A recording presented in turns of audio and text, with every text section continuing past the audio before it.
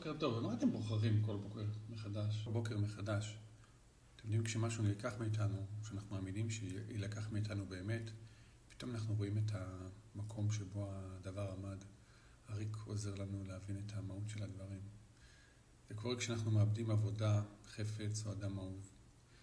אני מאמין שלהתאמן על הריקות ועל ההאחזות בדברים, בחיים שלנו, זה דבר אחד. אבל דווקא אני רוצה לדבר על הבחירה, הדברים שאנחנו בוחרים מהם מחדש כל יום. זה נראה כאילו אנחנו עושים את אותו דבר כל יום, אבל האמת היא שבמהות אנחנו צריכים לבחור. אחרת אנחנו מתנהלים כמו זומבים. ואם אנחנו לא בוחרים היום, במה אנחנו אמורים לבחור כדי שהדברים יראו אחרת בחיים שלנו? כשאני מלמד הרגלים, אני מלמד להתחבר למהות דרך נוכחות, ולכן החלק הזה של הגישה והמדיטציה כל כך חשובים בכלים המנטליים, אחרת זה חסר חיים.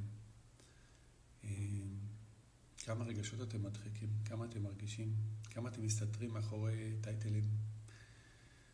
אז